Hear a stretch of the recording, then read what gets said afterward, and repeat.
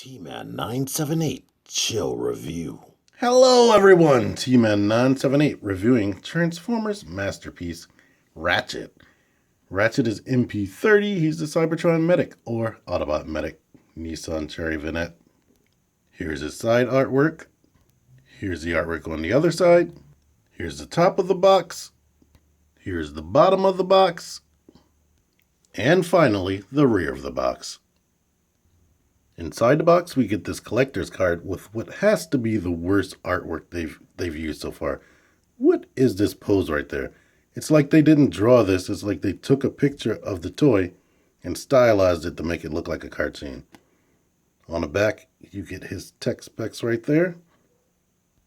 You also get his instruction manual / bio right here. And looking at these tech specs, his endurance is only 5. Strength is 4.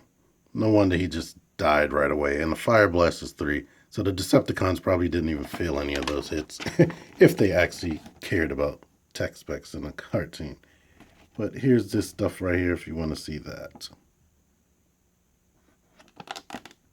Here is his accessory sled with all the weapons in their suggested, or accessories in their suggested orientations. I was wondering where these ratchets would go, and now I know. You don't use these little slots on Ironhide's sled, which is exactly identical to this. And the face is chilling out under there. But I'll show these as I'm using them. Now we have Ratchet in his Vanulance mode. Yeah, I made that up. And he is nice and white, like he should be. T-Man fact, Ratchet was my first mint-in-box Transformer. The first Transformer that was actually store-bought for me when I was little. I have no idea where that toy went, but as you can see, identical to Ratchet except for 2 things. Well, make that 3 things. 1, I have stickers on him, and the downside to these stickers is the border, the white border around the sticker area is a different shade than the actual white on the actual van, which could drive people crazy. But another difference is he has this light bar that can be clicked in and clicked back out. It's mostly when you click it in, it'll go forward like that. If you push here, this will come up and it will port the weapons. The weapons it supports are 1, 2, 3, 4, and 5. Those are the only weapons that can fit in that little port right there. The only purpose pushing in this light bar serves is so he can fit into Prime's trailer. There's no reason to push that in for transformation or anything else because the weapons go above that. One thing you'll still have to worry about though is when you ride them forward, sometimes that can click and make that pop up, so he might get stuck in there if you try to pull him out and scrape up this chrome, which you don't want to do. The chrome is not much better than Ironhide, but it is better. It doesn't look all scuffed up so much just yet. If I have any real complaints about this thing, because it feels hefty and nice, I could tell they used better plastic in this robot at least. If I have any complaints, I think they should have darkened this shade right here of the window, because that just looks way worse than Ironhide's to me. Ironhide's seems more secret, that there's a big face right there, depending on the angle you look at it. And there seems to be more gappage in the window. I wonder if that has something to do with the correct shoulder assembly that this guy has that Ironhide doesn't. But I don't know. He's nice. It looks good. It looks like what it's supposed to. It feels like it has die cast in it, but it doesn't. So the weight of it feels like a whole complete Seeker, Masterpiece Seeker, balled up into a little van, if that makes any sense. But overall, he's nice. Transformation. I sped through Ironhide, so I'll actually explain this one. First thing you want to do is lift this up like that. Now you can bring this down a little bit so you can grab at these parts right here, which are his arms. Lift that up. They will pop forward as you bring them up right like this.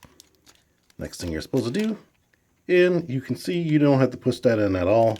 Bring this forward and unaccordion this section right here. And basically make this window wrap over the lower windows right here while bending that down, which always gives me trouble, especially while I'm sitting here trying to explain it. Boom. Once you have that done, you can go ahead and put these down and latch that down. Now, and you can store the guns down here. I didn't show that off, but you can do that, just like Ironhide. Put these wheels in here. Rotate this in. And thanks to my sticker placement, those are still visible. Bend this down and push it. It feels like you're going to break it, but just do it. Pull the legs down and separate them. And the peg on him is way tighter. It might be painted, I'm not sure. The feet rotate in that way and that way. And you spin these around at the knees. Pull these pieces out right there. Pull this forward. Now pull the legs up like this. You can rotate these up like this, squeeze it, and push the wheels into his posterior.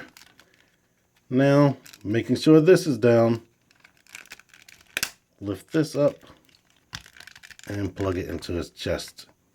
And I don't know why they want the arms to be last, but plug these in right there, rotate these forward, and basically open this up. Open a hand up, unaccordion that arm piece, shut this, and before I shut this all the way, I saw this on Brave's channel yesterday. It actually has like some sort of control panel right there.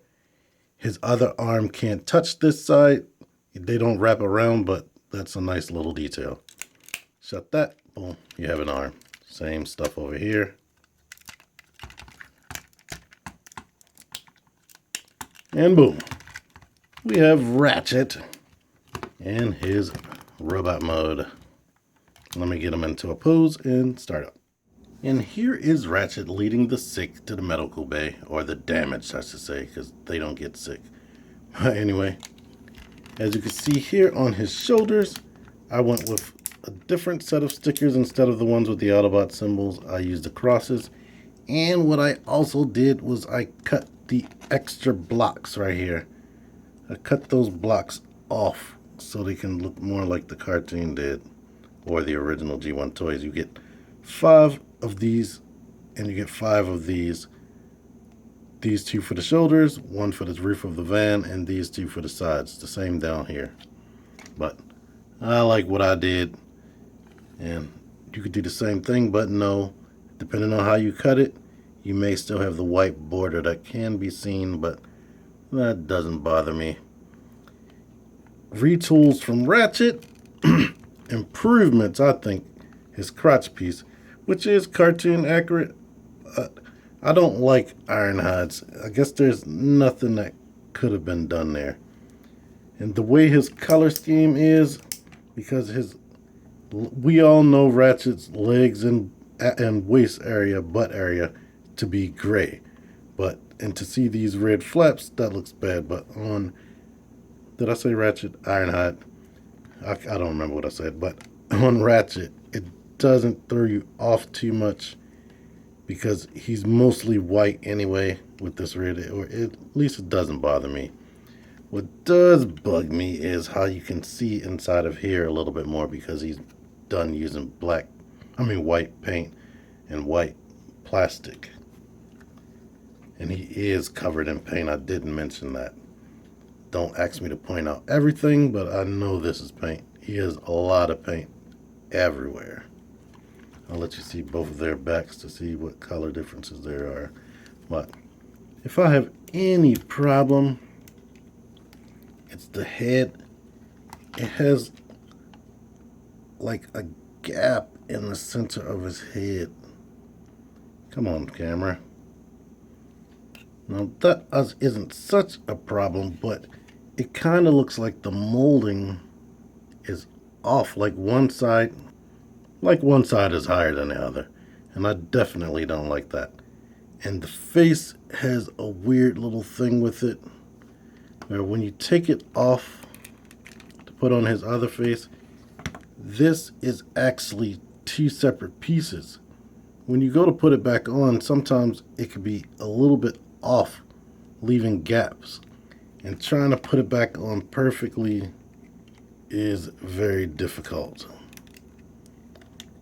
I mean, I did it right there, but sometimes you'll have to push and move the stuff around to get it right. When people say these guys look like they have a beer gut or whatnot, I don't have that problem. If anything, I think he looks, with their design here, I think they look a little bit younger than they did on the cartoon. That's my only problem. Like, especially from the waist down, it just looks like, it looks sporty. I can't really explain it. It just looks a little bit more sporty than the cartoon did. Like, and on the cartoon, he had a big, huge chest, and the head was bigger. But other things, because I didn't finish mentioning it, the legs are molded differently, and of course, you know the head is molded differently. That's the only difference. But anywho, and one step of the transformation I skipped was pulling these bumpers out. He has the same articulation as Ironhide. Arms can go up, and when they get to here, they start flailing out because of the way that's molded. And speaking of the way that's molded, the shoulder assembly is actually wrong on Ratchet. On Ironhide, I mean.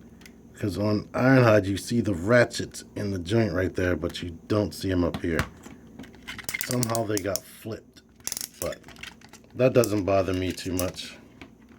It doesn't bother me at all, because I didn't care about that. The elbow bends right here, and it has bicep swivel, the wrist swivel, and the hands open. The waist can go that far this way and that far this way. Head is on a ball joint, looks up nice. Down a taste, and he can do tilts. Can kick forward, pushing this flap forward on both sides. And when you move the legs down, you have to push the flaps down manually. The thighs swivel out that way. And these joints are tighter than Ironhide, if I didn't mention that. That can swivel. Knees bend about 90 degrees. Ankle tilt, or ankle pivot, and they can tilt forward a little bit and back a little bit more. And this toe bends out that way, so I don't know if you could actually use that for articulation. Anyway, I really like this guy. Let's show off his accessories. First up, his laser pistols. And mine, they're the exact same thing as Ironhide's, but mine has an unfortunate situation going on where they can just separate. I guess they didn't glue them together. And I don't know about anybody else, but I have extreme trouble getting these things in their hands. I guess the best way I can come up with is to tilt it out and then shove it in. So that's the best way I can do that. And with both of these guns in his hands, you can recreate scenes like this here. And yeah, I know Prowl was dead by the time they decided to get out of the chair and defend themselves. He has the static laser gun just like Ironhide. And this X-ray blaster right here, which looks sort of like a rocket and a gun at the same time. Same handles as the other guns. He has the same rocket launcher as Ironhide. The missile still isn't spring-loaded. Only difference is they painted some gray paint right there on the chrome. And of course this plastic piece is white instead of gray. And yes, it can still attach to his back, even though I've never seen him do that on a cartoon, or I don't remember. It doesn't mean he didn't do that. This peg's here. And it can peg into his butt. And I think that's it. He has two what they're calling cyber spanners. But it's basically a wrench. And he also has this magno wrench. Luckily they don't peg in. You just open the fingers and the fingers wrap around the tool right there. Let me let you see this, since it's slightly different. He has a laser scalpel right here, which is held in the hand just like all other guns. And he also has what they're calling a heel beam emitter, which looks a lot like the EMP blaster that he had in Transformers Animated. I never knew he actually had this in the original cartoon, and it actually mounted to his arm like that. And it's not the heel beam emitter, it's the repair beam emitter. And what these things can do, you can take this effect right here, plug it onto there, or here. You can use that effect to act like he's repairing Optimus right there. And the handheld weapon or accessories are compatible with Wheeljack here, so he can even help Ratchet out and repairing Optimus.